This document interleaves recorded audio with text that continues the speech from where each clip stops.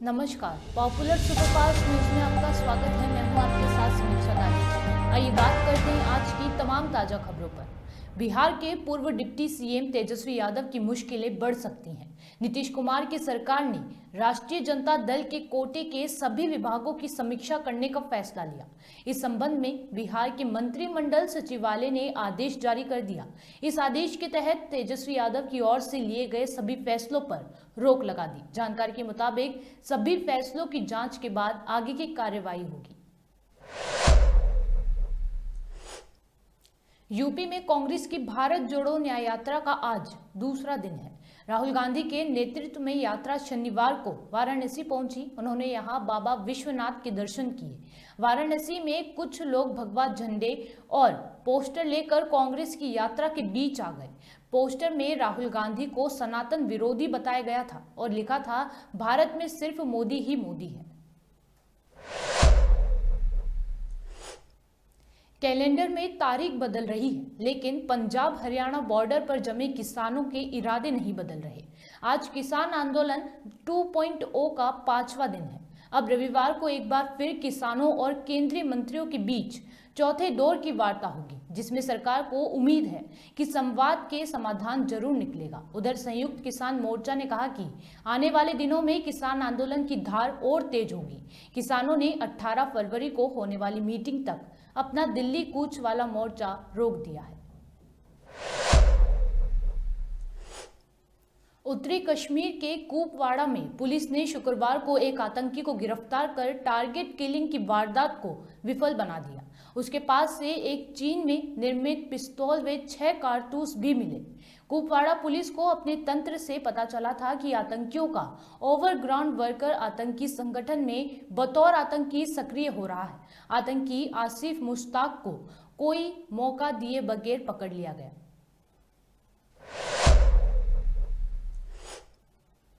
कांग्रेस के वरिष्ठ नेता जयराम रमेश ने कहा कि राहुल गांधी की भारत जोड़ो न्याय यात्रा यूपी पहुंच चुकी है। इस दौरान उन्होंने वाराणसी समेत यूपी में 8 दिनों तक यात्रा का प्लान बताया। जयराम रमेश ने इस दौरान बीजेपी और प्रधानमंत्री नरेंद्र मोदी पर भी जमकर हमला बोला। प्रधानमंत्री मोदी का लोकसभा क्षेत्र है, यहाँ पर क्या कांग्रेस करने वाली आज यात्रा यहाँ पहुंची? यहाँ 35वां दिन है। कल रात को हम चंदौली पहुंचे थे और चंदौली से हम वाराणसी आए। आज 35वें दिन पर राहुल जी काशी विश्वनाथ मंदिर में दर्शन के लिए जाएंगे। उसके बाद रोड शो होगा, पब्लिक रैली को संबोधित करेंगे। यहाँ के बुनकर, यहाँ के जो गांधीवादी संस्थाएं हैं जिन पर आक्रमण हो रहा है मोदी सरकार द्वारा, और यहाँ के बीएचयू के छात्रों के साथ भी मुलाकात करेंगे। कल रात को उन्होंने बीएचयू के अध्यापकों से, प्रोफेसरों से मुलाकात की और करीब 2:30-3 बजे हम भदोही की ओर चल पड़ेंगे और आज रात हम भदोही में रुकेंगे। देखिए, आज 16 तारीख, 17, 18, 19, 20, 21 हम उत्तर प्रदेश में रहेंगे। 22 और 23 विश्राम का दिन है। 24 और 25 हम वापस उत्तर प्रदेश, पश्चिमी उत्तर प्रदेश लौट आएंगे। तो कुल मिलाकर करीब 8 दिन भारत जोड़ो न्याय यात्रा उत्तर प्रदेश में होगा। प्रधानमंत्री कह रहे हैं कि कांग्रेस के पास कोई और काम नहीं है सिवाय मुझे गालियां देने के।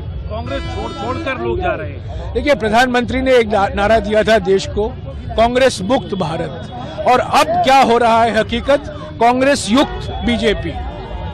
किन किन को टिकट दे रहे हैं, किन को अपने पार्टी में शामिल कर रहे हैं। जो कांग्रेस में रहते हैं तो परिवारवाद का इल्जाम लगाते हैं, और जब वो बीजेपी में चले जाते हैं वो बड़े नेक इंसान बन जाते हैं। ये तो दोहरा माप है ना, ये डबल स्टैंडर्ड है। प्रधानमंत्री की ट्रेडमार्क ही अपमान करना, बदनाम करना। जिस तरीके से सुप्रीम कोर्ट ने कहा है, सुप्रीम कोर्ट ने स्पष्ट भाषा में कहा है, मोदी सरकार सूट बूट झूठ और लूट की सरकार है। ये इलेक्ट्रल बॉन्ड लूट है और उसके वजह से इन्होंने हमारे अकाउंट को भी बंद करा दिया, कांग्रेस पार्टी का अकाउंट भी बंद करा दिया।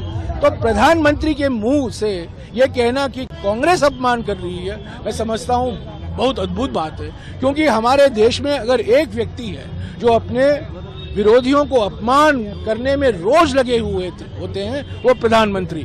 इनको प्रतिशोध की राजनीति, उत्पीड़न की राजनीति धमकी की राजनीति के सिवा कुछ नहीं जानते हैं।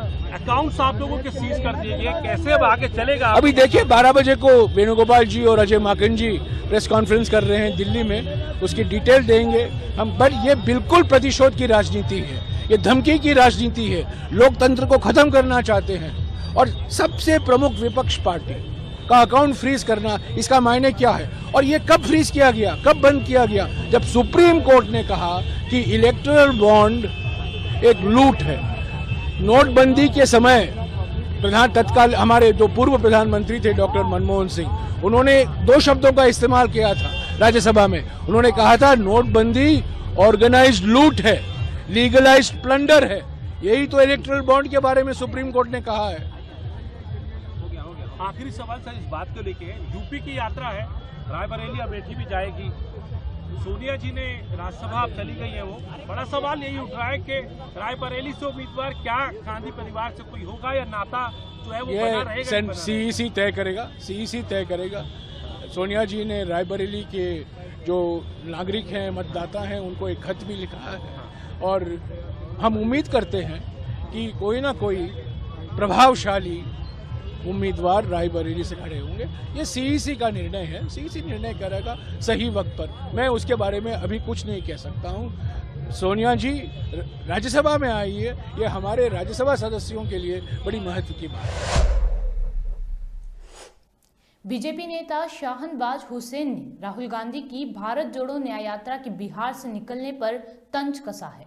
उन्होंने कहा कि राहुल गांधी जब भी बिहार आते हैं तभी कुछ ना कुछ गलत होता है। इस बार उनकी यात्रा का असर कांग्रेस में टूट के तौर पर पड़ने वाला है।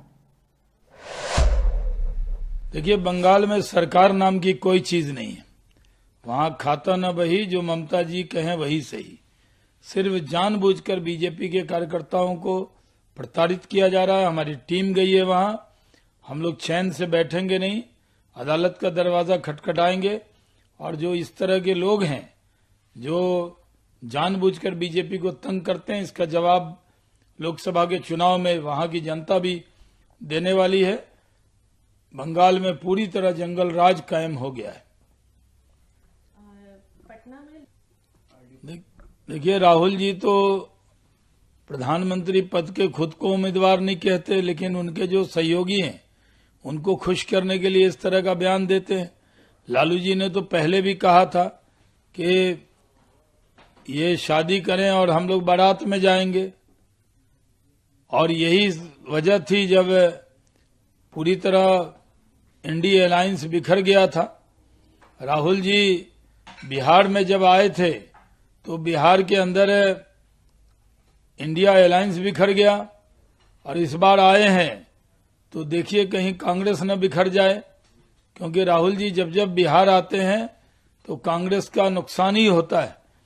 उनके लिए कितनी बयानबाजी कोई भी कर ले, पीएम बनेंगे तो मोदी ही, आएंगे मोदी, छाएंगे मोदी, फिर से प्रधानमंत्री बनेंगे मोदी। सर, भारत जो थका हुआ मुख्यमंत्री कहा है।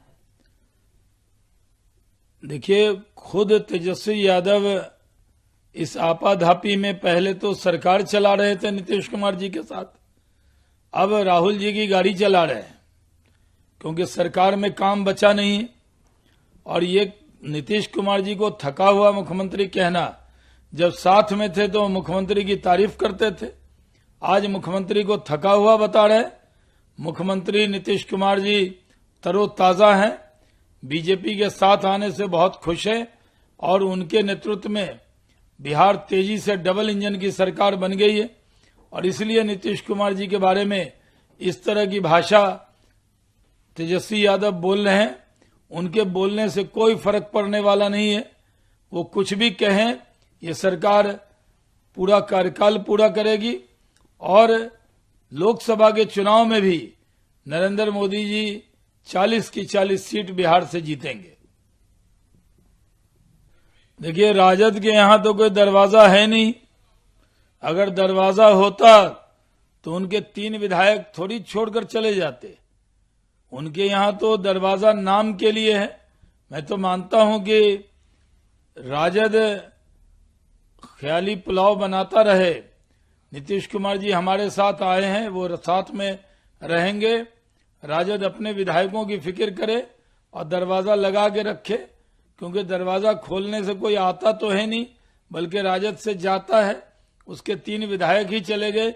यही राजद की दरवाजे की कहानी है। वो दरवाजा कुछ भी खोल ले, वोट भी आने वाला नहीं है। पिछली बार भी राजद लोकसभा के चुनाव में 0 था और इस बार भी चुनाव में राजद को 0 सीट ही मिलने वाली। कांग्रेस के 12 विधायक प्रदेश अध्यक्ष राजेश ठाकुर के आवास पहुंच गए। दरअसल चंपाई मंत्रिमंडल विस्तार के बाद कांग्रेस के 17 विधायकों में से 12 विधायक आक्रोशित हैं। मंत्री पद नहीं मिलने और कांग्रेस के 4 पूर्व मंत्रियों को वापस से मंत्री बनाए जाने पर उन विधायकों में खासा नाराजगी देखने को मिल रही है।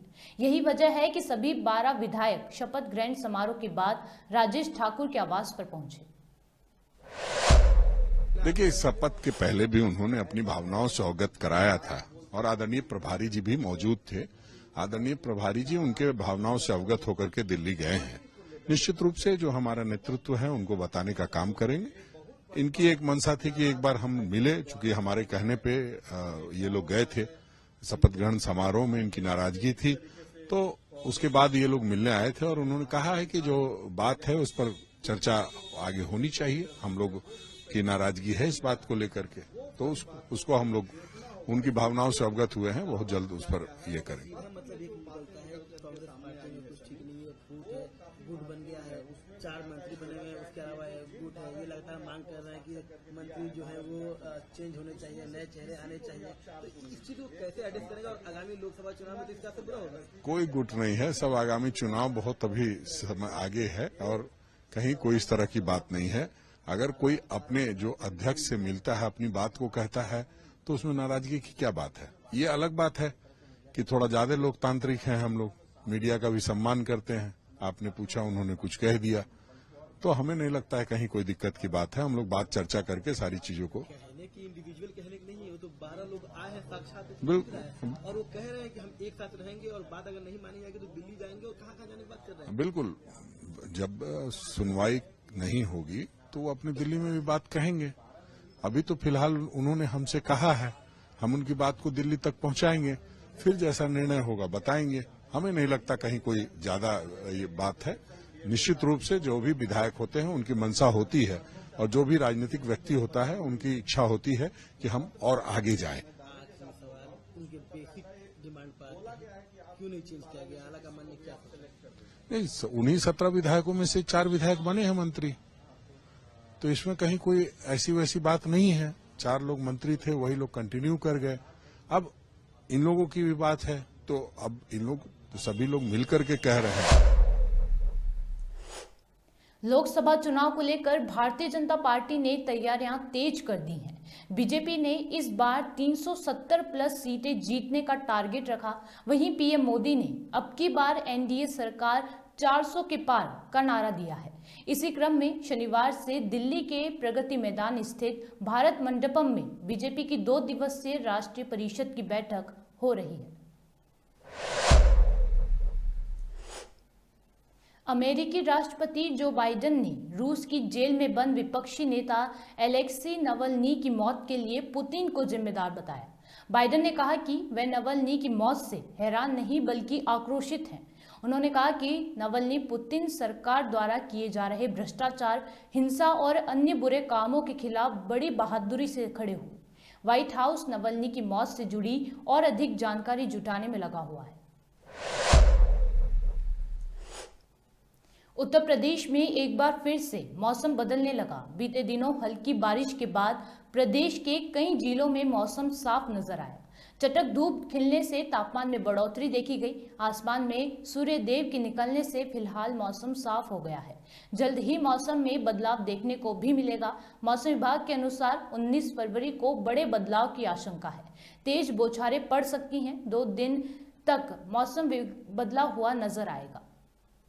सुपरफास्ट टॉप 10 न्यूज में आज के लिए सिर्फ इतना ही। देश और विदेश की तमाम बड़ी खबरों से जुड़े रहने के लिए देखते रहिए पॉपुलर टीवी। धन्यवाद।